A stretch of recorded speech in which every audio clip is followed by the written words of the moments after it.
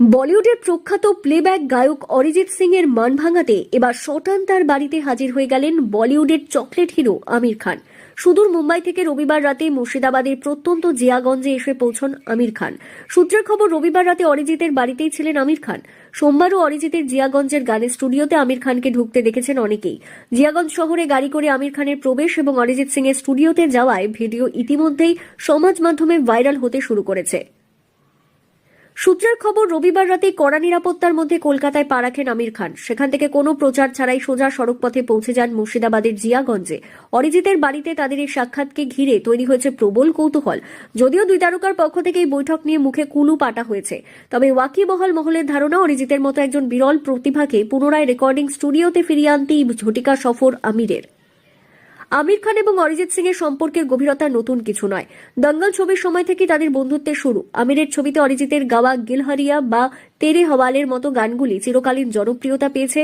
শোনা যায় আমির তার ছবির গানের ব্যাপারে অরিজিতের উপর অন্ধবিশ্বাস রাখেন। দাবার প্রতি ভালোবাসা এবং সমাজসেবার মানসিকতাও ওই দুই প্রচার বিমুখ তারকাকে কাছাকাছি এনেছে। আমির খানের অনুরোধ কি ফেরাতে পারবেন জিয়াগঞ্জের ভূমিপুত্র, নাকি সাক্ষাতের পেছনে লুকিয়ে আছে আরো বড় কোনো চমক? উত্তর পেতে আপাতত চাতক পাখির মতো চেয়ে আছেন লক্ষ লক্ষ অনুরাগী। প্রসঙ্গত, এর আগে অরিজিতের সঙ্গে দেখা করার জন্য এড শিরান, সেলিম মার্চেন্টের মতো গায়ক সুরকাররা অরিজিতের জিয়াগঞ্জের বাড়িতে এসেছেন। মাত্র 6 দিন আগে অরিজিৎ ফ্যানদেরকে নতুন বছরের শুভেচ্ছা জানিয়ে নিজের সমাজ মাধ্যমের পাতায় জানিয়ে দেন তিনি আর প্লেব্যাক গায়ক হিসেবে নতুন কোনো অ্যাসাইনমেন্ট নেবেন না। নিজের প্লেব্যাক সঙ্গীত যাত্রায় ইতি টানেন অরিজিৎ। তিনি লেখেন, এই যাত্রা সত্যিই দুর্দান্ত ছিল। অরিজিতের সংক্ষিপ্ত বার্তা মুহূর্তে ভাইরাল হয়ে যায়। দেশ জুড়ে হয় অরিজিতের অসংখ্য অনুরাগীরা তাকে অনুরোধ করেন এই সিদ্ধান্ত যেন তিনি না নেন। অরিজিতের হৃদয়ে দোলানো কণ্ঠে সমুদ্র, হিমাচল, মাতোয়ারা সকলেই তাকে প্লেব্যাক গান চালিয়ে যাবার অনুরোধ করেছেন।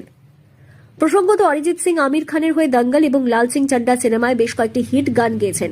নিজের একাধিক ইন্টারভিউতে বলিউডের চকলেট হিরো আমির খান অরিজিৎ সিং এর গানের প্রতি তার ভালোবাসার কথা জানিয়েছেন।